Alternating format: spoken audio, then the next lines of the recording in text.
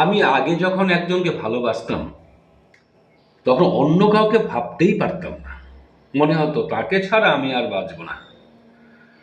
তবু তাকে পাইনি। কিছুদিন কষ্ট হয়েছে বটে, কিন্তু চলতে চলতে অন্য আরেকজনকে পেলাম। সে যেন আগের প্রিয়জনের চেয়ে অনেক উন্নত। এখনো মাঝে মাঝে ওই পুরনো প্রেমিকার সঙ্গে দেখা হয়, কিন্তু সেই ভালো লাগাটা আর নেই। কারণ আমি এখন একটু উন্নত মনে পৌঁছে গেছি, ভালোবাসা একটু বুঝতে শিখেছি। আর পুরনো সেই প্রেমিকা ওই নিম্ন মনেই রয়ে গেছে বলে খানিকটা বিশ্রীও লাগে।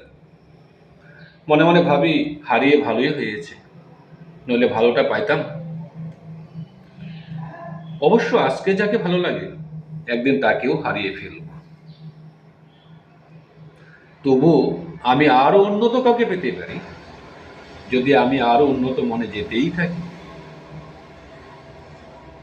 অনেকে বলবে আমি স্বার্থপর,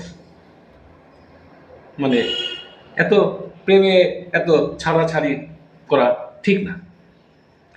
কিন্তু কেন, আমি কি আমার স্বার্থে জোর করে কাউকে ছেড়েছি, না জোর করে পেতে চেয়েছি? ঈশ্বরের ইচ্ছাকে মেনে নিয়েছি যাতে কারো অমঙ্গল না হয়।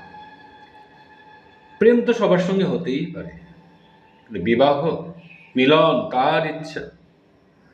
আমি বিশ্বাস করি যতদিন আমি প্রেম চাই, প্রেমের জীবনে যেতে চাই, ঈশ্বর কাউকে না কাউকে দেবেই ওই প্রেমের জন্য উপযুক্ত মতো।